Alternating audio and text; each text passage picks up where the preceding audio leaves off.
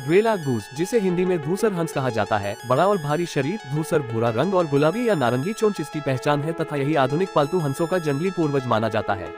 इसका महत्व प्राकृतिक घास भूमियों और जलीय पारिस्थितिकी संतुलन में योगदान के साथ साथ मानव इतिहास में पालतू हंस के विकास से भी जुड़ा है।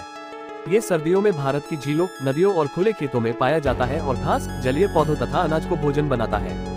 इसका जीवन चक्र 4 से 8 अंडों से शुरू होकर लगभग 28 से 30 दिनों में बच्चों के निकलने, माता पिता के संरक्षण में बढ़ने, लंबी दूरी के प्रवास और लगभग 3 वर्ष में पूर्ण प्रजनन क्षमता प्राप्त करने के साथ निरंतर चलता रहता है। ग्रेटर व्हाइट फ्रंटेड गूस, जिसे हिंदी में सफेद माथा हंस कहा जाता है, मध्यम आकार का प्रवासी हंस है। इसकी पहचान माथे पर सफेद धब्बे और पेट पर काले चित्तों से होती है। यह आर्कटिक क्षेत्रों में प्रजनन करता है और सर्दियों में भारत सहित एशिया के कई भागों की झीलों, नदियों और कृषि क्षेत्रों में पाया जाता है। ये घास, जलीय पौधों और अनाज को भोजन बनाता है। इसका जीवन चक्र 4 से 7 अंडों से शुरू होकर लगभग 25 से 28 दिनों में बच्चों के निकलने, माता पिता की देखरेख में बढ़ने, लंबी दूरी के प्रवास और लगभग 2 से 3 वर्षों में प्रजनन योग्य होने तक चलता है। लेसर व्हाइट फ्रंटेड गूस, जिसे हिंदी में छोटा सफेद माथा हंस कहा जाता है, आकार में ग्रेटर व्हाइट फ्रंटेड गूस से छोटा होता है। इसकी आंखों के चारों ओर स्पष्ट सफेद घेरा और छोटा गुलाबी चोंच इसकी खास पहचान है।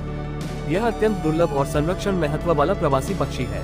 सर्दियों में यह भारत के कुछ चुनिंदा आर्द्रभूमि क्षेत्रों में दिखाई देता है। ये घास, बीज और जलीय वनस्पति पर निर्भर रहता है। इसका जीवन चक्र अंडों से लेकर माता पिता की सुरक्षा में वृद्धि, प्रवास और लगभग 3 वर्ष में प्रजनन क्षमता प्राप्त करने तक पूरा होता है। नॉब बिल्ड डक, जिसे हिंदी में कलहंस या गांठदार बतख कहा जाता है, एक बड़ा और आकर्षक जल पक्षी है। नर के चोंच के ऊपर काली उभरी हुई गांठ इसकी प्रमुख पहचान है। ये भारत, अफ्रीका और दक्षिण पूर्व एशिया में झीलों, तालाबों और नदियों के आसपास पाया जाता है। ये बीज, घास, जलीय पौधे और छोटे जलीय जीव खाता है। इसका जीवन चक्र 8 से 15 अंडों से शुरू होकर लगभग 28 से 30 दिनों में बच्चों के निकलने, माता पिता के संरक्षण में विकास और कुछ वर्षों में पूर्ण प्रजनन क्षमता प्राप्त करने के साथ निरंतर चलता रहता है। ऐसे ही अन्य वीडियो देखने के लिए इसे लाइक, शेयर तथा चैनल को सब्सक्राइब करें।